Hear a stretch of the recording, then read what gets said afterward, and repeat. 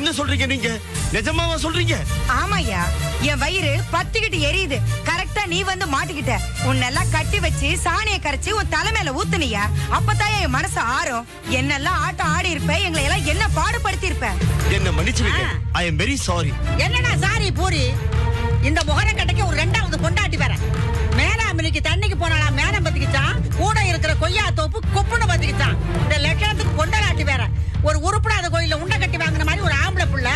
அடே சோனாசலம், உன்னை என்ன செய்யணும் தெரியுமாடா? பேண்ட உருவிக்கிட்டு நடு ரோட்ல உன்னை ஓட விடணும்டா. அம்மா, தாய்களே, எல்லாரும் என்ன மன்னிச்சிருங்க. நான் கிளம்புறேன். இல்லையா இங்க என் பிள்ளைங்க வருவாங்க, அவங்களுக்கு பதில் சொல்லிட்டு போ. அம்மா, உன் புள்ள ஏற்கனவே என் மென்னிய புடிச்சிருக்கா. இப்ப நேர்ல பார்த்தானா ஆளையே கொன்னுடுவான். என்ன விடுங்க, நான் வரேன். இல்லைன்றல என் பொண்ணு வாழ்க்கையை நாசம் பண்ணதுக்கே இந்த படுபாவிங்க நாசமா போக. இவனுக்கெல்லாம் ஒரு மனுஷனுக்கு உருப்படாத பையன் தப்பிச்சு ஓடிட்டாங்க.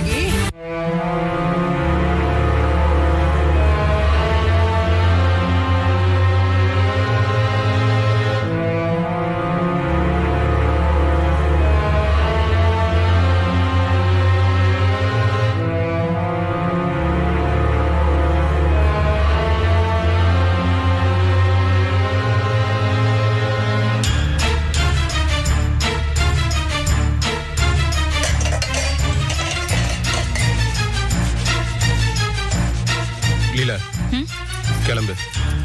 எங்க? வெளியில போலாம். எங்க? கோயிலுக்கா? எங்க போறேன்னு சொன்னாதான் வருவியா? வா. எங்க? முதல்ல எங்க போறேன்னு சொல்லுங்க. வெளியில போறோம். வெளியிலனா எங்க போறேன், எதுக்கு போறேன்னு சொல்ல மாட்டீங்க? வெளியில போறேன்னு சொன்னதுக்கு எதுக்கு 1008 கேள்வி கேட்டிட்டு இருக்க? வா.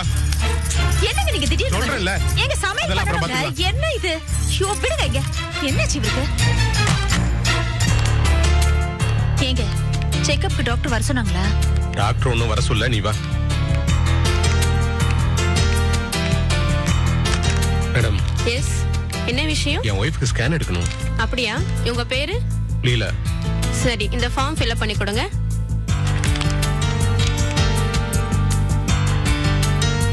வயசு என்னம்மா? 26.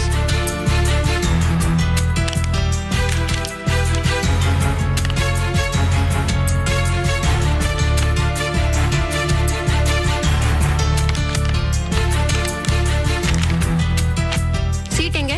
சீட்டா? என்ன சீட்டு? ஸ்கேன் எடுக்க சொல்லி டாக்டர் எழுதி கொடுத்திருப்பாருல, அந்த சீட். அது டாக்டர் சொல்லி வரல, நாங்களா தான் வந்தோம். என்னது, நீங்களா வந்தீங்களா? அது சரி, எதுக்காக ஸ்கேன் எடுக்கணும்? பிறக்க போற குழந்தை ஆனா பொண்ணான்னு பாக்குறதுக்கு. என்ன விளையாடுறீங்களா? அது மாதிரி வேலை எல்லாம் வச்சுக்காதீங்க. முதல்ல வெளில போங்க. அட என்னங்க நீங்க இவ்வளவு பெரிய ஹாஸ்பிடல் வச்சிருக்கீங்க, ஸ்கேன் பண்ணனும் முடியாதுன்னு சொல்றீங்க? உங்க வேலை அதானே? காசு கொடுத்தா பண்ண வேண்டியதானே? ஹலோ, ஸ்கேன் பண்றது மெடிக்கல் பர்பஸ்க்காக மட்டும்தான். உங்க சௌரியத்துக்கு ஆம்பளையா பொம்பளையா தெரிஞ்சுக்கிறதுக்காக இல்ல. இது மாதிரி கேட்டு வந்ததே தப்பு. முதல்ல வெளில போங்க. அட என்னங்க இது? ஏமா, நீயாவது சொல்லக்கூடாது? சுத்த பைத்தியக்காரத்தனமா நடந்துக்கிறாரு. சாரிங்க, வாங்க. ஏங்க, அசிங்கப்பட்டதெல்லாம் போதுமா? நீங்க பண்றதெல்லாம் பார்க்கும்போது அவமானமா இருக்கு. வாங்க போலாம். சார், ஸ்கேன்ல ஆனா பெண்ணான்னு தெரிஞ்சுக்கிட்டு கருவை கலைக்கிறது தப்புன்னு கவர்மெண்டே சொல்லுது. நீங்க என்ன இந்த ஹாஸ்பிடல்ல வேலை செய்றீங்களா? இல்ல சார், ஒரு வேலையா வந்தேன். சார், நான் சொல்றேன் தப்பா நினைச்சுக்காதீங்க. ஆனா இருந்தானே பெண்ணா இருந்தானே ரெண்டும் ஒண்ணுதானே சார். உங்களுக்கு குழந்தைங்க இருக்கா? இருக்காங்க சார். பொம்பளை பிள்ளைங்க இருக்கா? இல்ல, 3 பையங்க தான். அட போயா, ஆம்பளை பிள்ளை பெத்துட்டு எனக்கு வந்து அட்வைஸ் பண்றியா? என்ன பராக் பார்த்து நின்னுட்டு இருக்க? வா.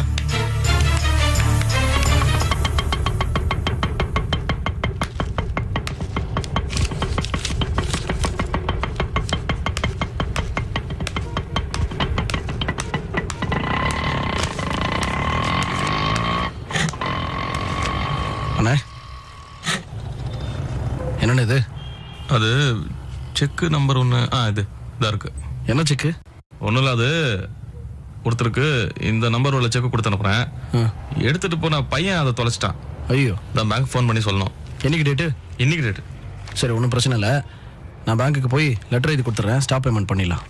அப்புறம் ஒரு முக்கியமான விஷயங்க, இந்த சந்தோஷ் சில பீங்க ஐட்டம்லாம் வாங்கி போட்டிருந்தார்ல, அதையெல்லாம் விலைக்கு வாங்கிக்கிறதுக்கு ஒரு அருமையான பார்ட்டி பிடிச்சிருக்கேன். எல்லா ஐட்டத்தையும் கொண்டு போய் கொடுத்தாச்சு. ஒரு பெரிய அமௌண்ட் கைக்கு வரப்போகுது. தைரியமா லாரி கம்பெனி ஆரம்பிக்கலாம். சொல்ல போனா நமக்கு தேவையான பணத்தை விட கொஞ்சம் அதிகமாவே கைக்கு வரும். அப்படியா? யாரடா அது பீங்கா வாங்க வந்திருக்கிறது? அது உலகத்திலேயே சந்தோஷ் மாதிரி ஒரே ஆள் தான் இருக்கணுமா? இந்த மாதிரி ஒரு சில பேர் புது விதமான ஐடியாக்களோட அலைஞ்சுக்கிட்டு தான் இருக்காங்க. நான் இப்ப விலைக்கு விற்க போற ஆளு இந்த மாதிரி ஐட்டங்கள் தான் வேணும்னு சொல்லி தேடி கடைக்கடையே அலைஞ்சுக்கிட்டு இருந்தாரு. நாட்டுல இப்படி எல்லாம் கிறுக்கணுங்க இருக்காங்க பாரு. நம்ம காய்கறி விற்கிறோம். காய்கறிங்கிறது எவ்வளவு அத்தியாவசியமான பொருள். அதை ஒரு நல்ல ரேட்டுக்கு விற்கிறதுக்கு எவ்வளவு சிரமப்படுறோம். இங்க என்னடானா பீங்கான் பின்னாடி அலையறாங்க. அதுதானே எனக்கும் ஆச்சரியமா இருக்கு. இந்த மாதிரி ஆளுங்க இருக்காங்கன்னு. இந்த மட்டும் நமக்கு அட்வான்டேஜா அமைஞ்சது. அது வரைக்கும் சரி. ஐயர் வந்துட்டாரு.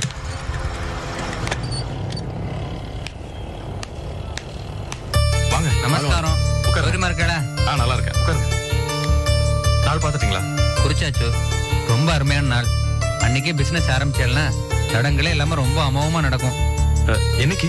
வர்ற வெள்ளிக்கிழமை 10ஆம் தேதி. ரொம்ப நல்ல நாள். அன்னைக்கே பண்ணிடுங்க. சரி, பண்ணிடலாம். இதுல எல்லாம் தெளிவா இருக்கு. ஒரு முறை பாத்துங்க. அப்ப நான் உத்தரவு வாங்கி. ஒரு நிமிஷம்.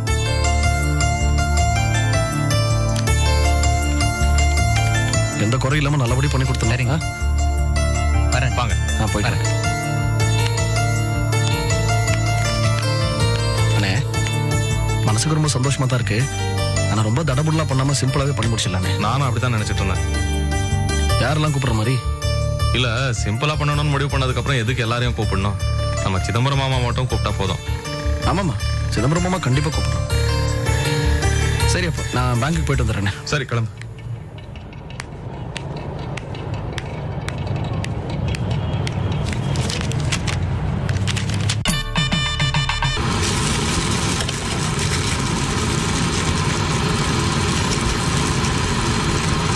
அப்புறம் என்னாச்சு?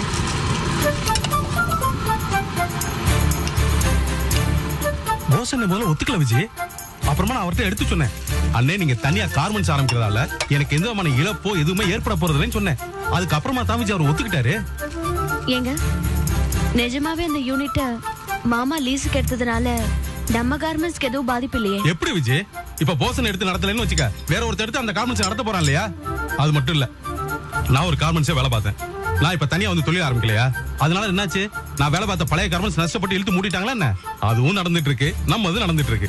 ஒரு விஷயம் தான் விஜய், தொழில் பண்ற திறமையும் வியாபாரம் பண்ற டெக்னிக் இருந்துச்சுன்னு வச்சுக்க, எப்ப வேணாலும் பொழைச்சிக்கலாம். அதெல்லாம் இருக்கட்டும்ங்க. அழகர் குளத்துல வேற என்ன நடந்துச்சு அத முதல்ல சொல்லுங்க. நான் அலர்குளம் போனா அங்க மாமாவை பார்த்தனா, அப்புறம் மாமாட்ட பேசணும்னா, அதுக்கப்புறம் வந்து போசனை பார்த்தனா, போசன்ட்ட பேசணும்னா அவர் முதல்ல ஒத்துக்கல, அப்புறம் பேசணும்னா அப்புறம் ஒத்துக்கிட்டாரு. ஐயா, அதையா கேட்டேன். அதத்தான் முதல்லயே சொல்லிட்டீங்களே. தனாவுக்கு உங்ககிட்ட மூஞ்சி கொடுத்து பேசிட்டா? ஐயோ, தனா நீ பண்ணி தான் எப்பவுமே தனி பண்ணியாச்சே. ஏங்க என்ன பண்ணிச்சது? அதுவா? அதுனா ஓ தனன்னிய சொல்றியா? விஜய், தனன் என்னை பார்த்த உடனே என்னை வாங்கன்னு கூப்பிடுறதா வேண்டாமான்னு அவங்களுக்கு பயங்கர கன்ஃபியூஷன். என்கிட்ட பேசுறதா வேண்டாமான்னு இன்னொரு குழப்பம். நம்ம எப்பவும் போல as usual பல்லலிச்சு நேரா போயிட்டா வேற வழியே இல்லாம வாங்கன்னு சொல்லிட்டாங்க. ஐயா, அப்புறம் என்ன போச்சு? அப்புறம் லேஸ் பாஸ் அப்படி அப்படியே பேச ஆரம்பிச்சிட்டாங்க. ஏங்க என்ன பத்தி தனாக்கா விசாரிச்சுதா? என்ன விஜய் சின்ன பிள்ளை மாதிரி கேட்டுட்டு இருக்க? கேட்டதுக்கு மட்டும் பதில் சொல்லுங்க. தனாக்கா கடைசி வரைக்கும் என்ன பத்தி விசாரிக்கவே இல்ல. என்ன விஜய் பைத்தியக்காரத்தனமா இருக்கு? ரொம்ப உரிமை உள்ளவங்க தான் நீங்க. அக்கா தங்கச்சிகள் இதெல்லாம் எதிர்பார்க்கிறது? இத பாருங்க, பழைய மாதிரி இருந்தா நான் இதெல்லாம் எதிர்பார்க்க மாட்டேன். அதான் இப்ப என்னென்னமோ நடந்து போச்சு. தனாக்கா இதெல்லாம் மறந்துரும்னு நினைச்சேன்.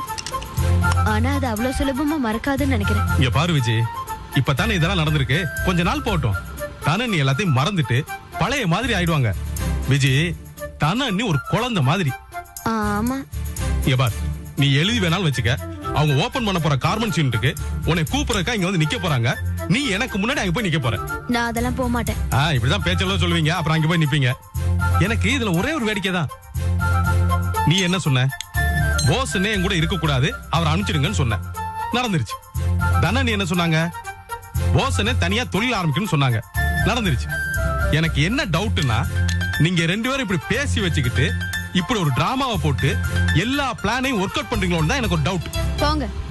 என்ன போங்கன்னு சொல்ற? எனக்கு நீங்க இந்த அக்கா தங்கச்சி ரெண்டு பேரும் நடத்துற இந்த டிராமாவால பெரிய குடும்பம் நடந்து போச்சு. என்ன தெரியுமா? என்ன? நீங்க நடத்துற இந்த டிராமாவால நானும் போசனனும் காமெடியன்களா. போஸ் மாமாவை விடுங்க, உங்களை பார்த்தா நிஜமாவே அப்படிதான் இருக்கு. எப்படி இருக்கு? காமெடியன் மாதிரி இருக்கு.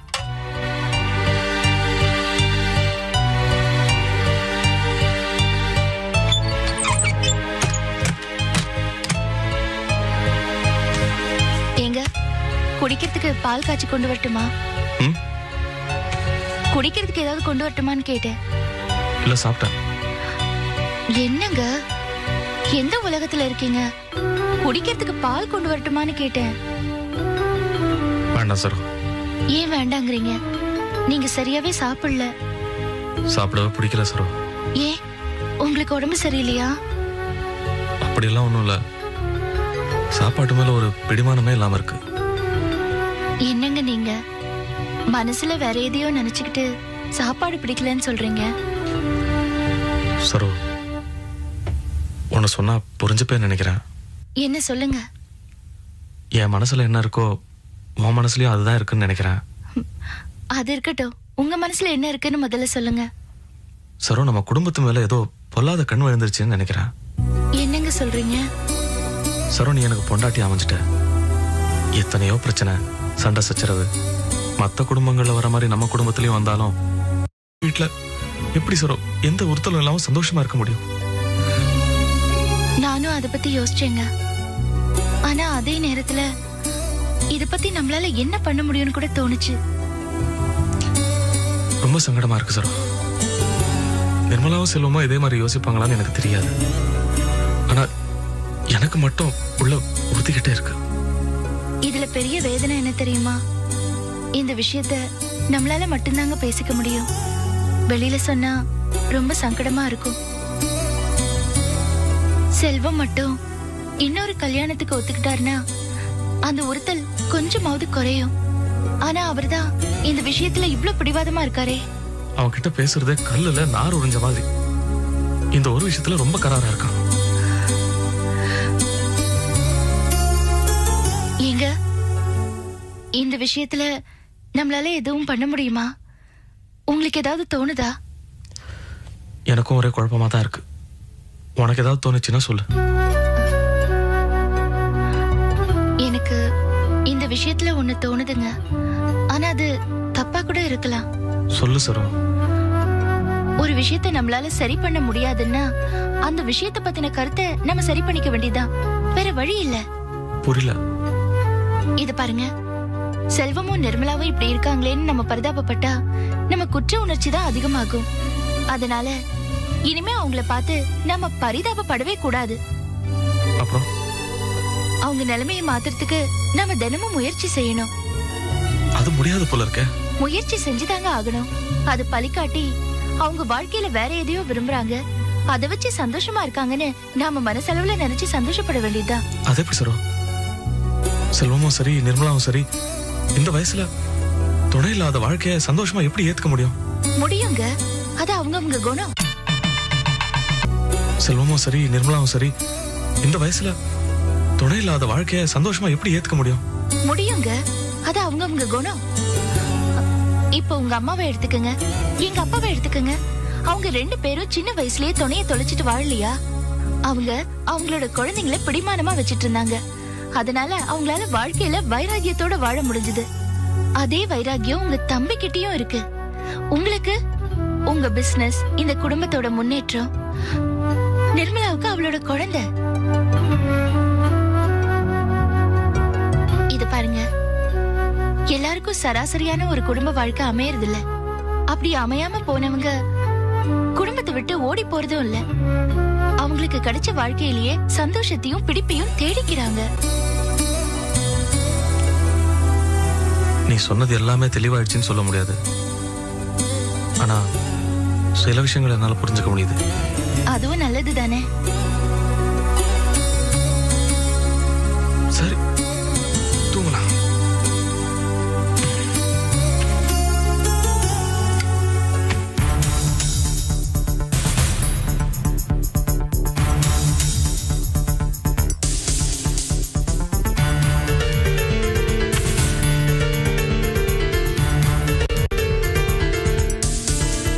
அருந்ததி,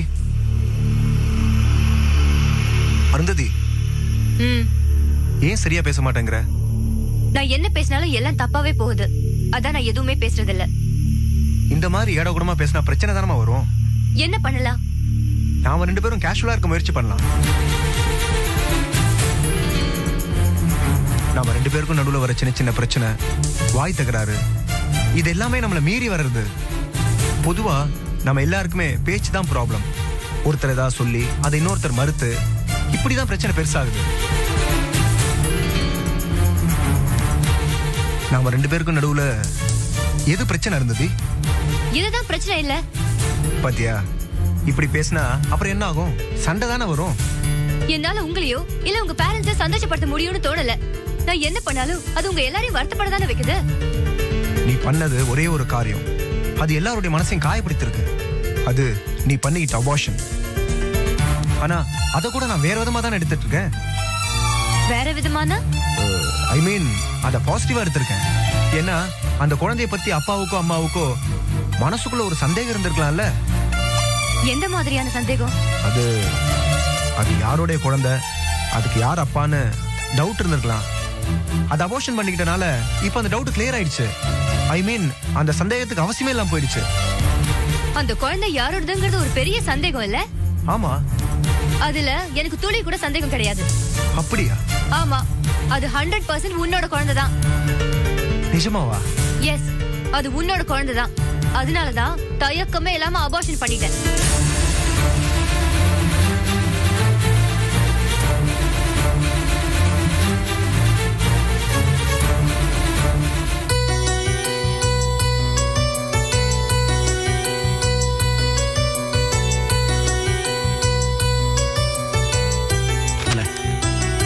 என்னடா போன கதை என்னாச்சு? எல்லாம் நல்லபடி முடிஞ்சுச்சு. ஆடிட்டர் பார்த்து பேசியாச்சு. அவர் சில ஐடியாஸ்லாம் கொடுத்துருக்காரு. லாரி ஆஃபீஸ் ஆரம்பிக்கிறதுக்கு முன்னாடி அதுக்கு தேவைப்படுற எல்லா விதமான லைசன்ஸ், பேப்பர்ஸ் எல்லாத்தையுமே அவரே ஏற்பாடு பண்ணிடுறேன்ட்டாரு. ஆர்டிஓட்ட கிளியரன்ஸ் சர்டிஃபிகேட் வாங்கணுமா, அதுக்கும் ஏதோ ஆள் வச்சு அவரே ஏற்பாடு பண்றேன்னு சொல்லிட்டாரு. சரி, நீங்க என்ன பண்ணிட்டு இருக்கீங்க? தோராயமா வரவு செலவு கணக்கு பார்த்துட்டு இருக்கேன். அதெல்லாம் கம்பெனி ஆரம்பிச்சா தானா தெரியும்னே. சரி, என்ன நம்ம 2 பேரும் தான் உட்காந்துருக்கோம், யாரையும் காணோம். அம்மா இங்க? அம்மா பின்னாடி இருக்காங்கடா. அம்மா முன்ன மாதிரி இல்ல செல்வம். ஏதாவது கேட்டா மட்டும் பதில் சொல்றாங்க. தான் உண்டு குழந்தை உண்டுன்னு இருக்காங்க. அம்மா இவ்வளவு தூரம் விட்டேத்தியா இருந்து நான் பார்த்ததே இல்லடா.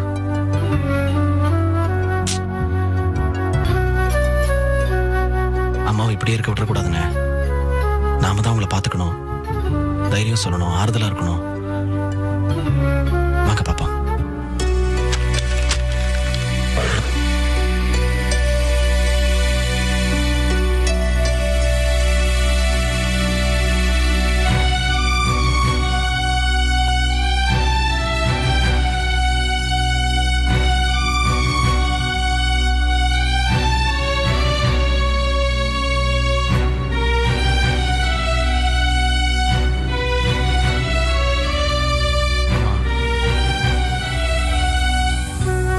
சாப்பிட்டீங்களாமா?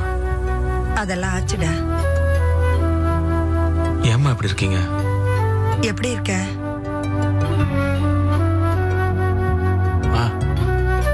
கொஞ்சமாவது வாழ்க்கையில பிடிப்புன்னு ஒண்ணு இருக்கணுமா? முன்னாடிலாம் எவ்வளவு நல்லா பேசுவ, ஏமா இப்படி ஆயிட்ட? குறைஞ்சபட்சம் என் கூட சண்டையாவது போடலாம்ல. அப்பதான் நீயும் பழையபடி சாதாரணமா இருக்க அப்படின்னு சொல்லி நாங்க நிம்மதியா இருப்போம்ல.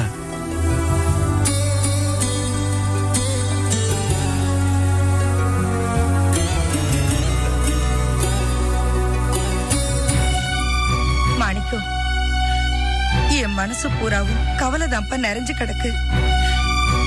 இன்னை இருக்கிற காலம் பூராவும் என் பொண்ணோட வாழ்க்கை எப்படி போக போகுது? கையில குழந்தைய வச்சுக்கிட்டு அவ எப்படி வாழ போறா? காலம் பூராவும் யாரு உதவி செஞ்சு அவளை தாங்க போறாங்க? இதுல என்னமா சந்தேகம்? நிர்மலாவை நானும் செல்வம் தான் பாத்துக்க போறோம். நீங்க ஆம்பளை பசங்கப்பா. இப்ப இருக்கிற மாதிரியே எப்போ இருப்பீங்கன்னு சொல்ல முடியாது. கால மாற்றத்துல நீங்க கூட எப்படி வேணாலும் மாறலாம். அத நினைச்சதாப்பா ரொம்ப கவலையா இருக்கு.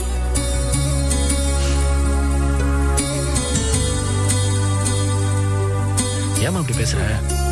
நாங்களாம் மாற மாட்டோமா? கேக்குறதுக்கு ரொம்ப சந்தோஷமா இருக்குப்பா. ஆனா அத எப்படி நம்புறது? நடக்கிறதெல்லாம் நம்ம கையில இல்லையே. ஆமா, நீங்க எதையாவது நினைச்சு உங்க உடம்ப கெடுத்துக்காதீங்க. அப்புறம் அது பெரிய பிரச்சனை ஆயிடும். ஆமா அத்தை, இத பாருங்க. இப்ப நிர்மலா இருக்கிற நிலைமையில அவ உங்ககிட்ட தான் வந்து ஆறுதலா பேசுறா, உங்க மடியில வந்து படுத்துக்கிறா. நீங்க தான் அத்தை அவளுக்கு ஆறுதல் சொல்லணும். அதுக்கு உங்க உடம்பு நல்லா இருக்கணும். ஆமா, லாரி கம்பெனி ஆரம்பிக்கிறதுக்கு எல்லா ஏற்பாடும் செல்வம் தான் பாத்துக்கிறான். ஏறக்குறைய எல்லாத்தையும் முடிச்சிட்டான். எதுக்கு சொல்றேன்னா, லாரி கம்பெனியை நிர்மலா பேர்ல தான் ஆரம்பிக்கணும்னு நானும் செல்வமும் முடிவு பண்ணிருக்கோம்.